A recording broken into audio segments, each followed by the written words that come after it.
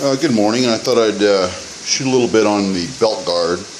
We're working on that sander, and I just thought I'd shoot a little more. The belt guard is going to be a three-piece. So it's going to have one side plate and another side plate, and then the band that runs up the center that still need to get run through the slip roller.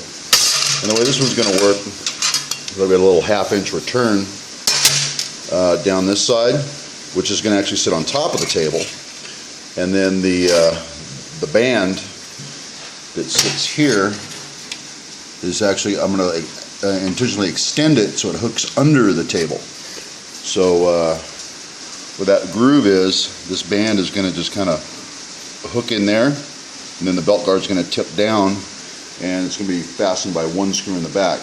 But the side angles will be on top of the table, and that front angle will be below the table. So it's just going to kind of snap in there and be held very securely with just one screw.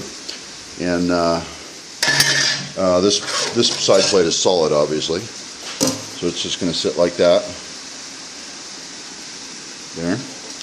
And this one with the notch, and it's kind of a curved, funny looking notch, but I've got it curved so that the thing it can tip down and hook in, and then I'll just make the tail end a little bit longer and drill one hole in the middle and just pin it off with one little screw right there.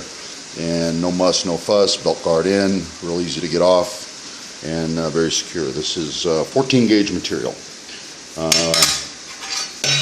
I made all the curves and everything, just cut that out with a Unishear.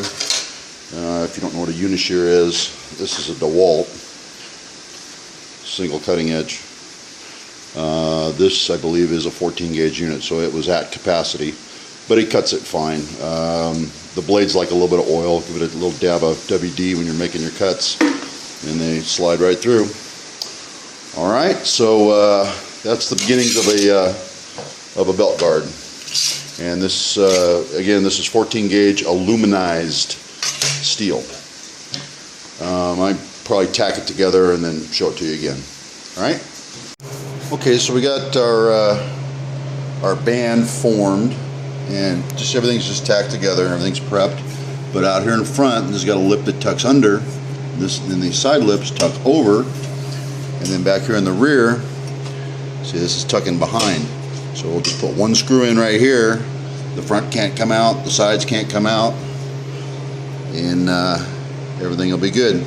So next up, we completely weld the inside seam. We get in there and weld the inside seam complete, and that just stays raw welded finish. Then we come outside, and as long as you got weld on the back side to back it up, we can go ahead and weld in this outside seam and then shape it and make it, give it a nice curve and give it a little style. I'll shoot a little bit more video after that's over with. But that belt guard comes off pretty easy. It'll be held in with one screw. You see my bottom lip is below, and the rear lip just tucks straight down. So that's my belt guard. And then we've got the curved hole because that has to hook down. So that hole for the shaft has to be curved. Anyway, that's the belt guard for this thing. Let me finish welding it and shaping it, and I'll shoot one more. I'm not the paint department this time, thank goodness. Okay, and here's the final on the belt guard. You see we're tucked under here, over here, and then it tucked behind back here, and there's just one screw holding it in. And I don't think you can see the slotted hole for the shaft. It's curved so that the thing hooks. When you hook at it, it just comes off of there. So simple enough. Real simple and easy belt guard. What he would not let me do was put a guard on this belt. So this thing is going to just be flailing in the wind. I looked up in the OSHA code book. 1/3 of the belt needs to be concealed. If it breaks here, it's going to come flying around at the operator. So 1/3 is roughly from here and around the back and up about right here, and that would stop if he snapped or derailed the sanding belt. It would keep it from flailing back at the operator, just to have 1/3 of it enclosed.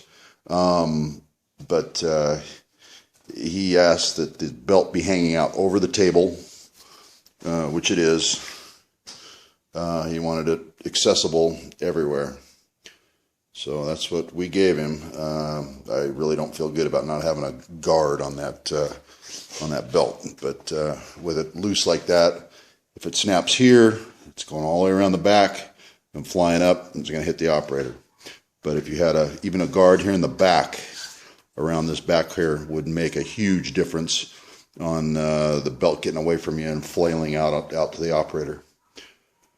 But that belt is 100% exposed, and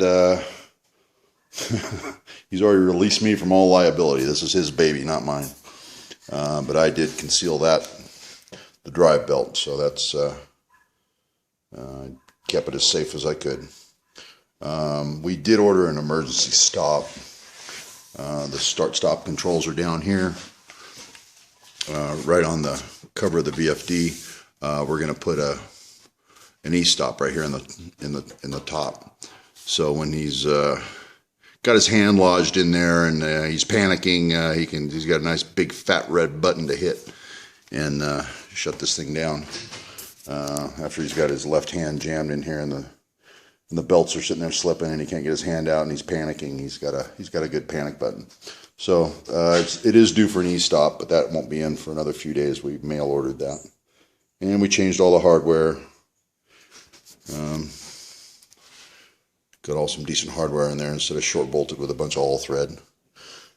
And these are countersunk down flat. These are stainless there.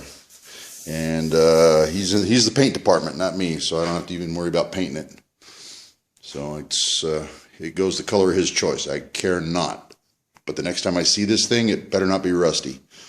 All right, that concludes this. This is the end of this sander project. He's actually driving over in his truck right now. We're going to load it up and get it out of here. Thanks for watching.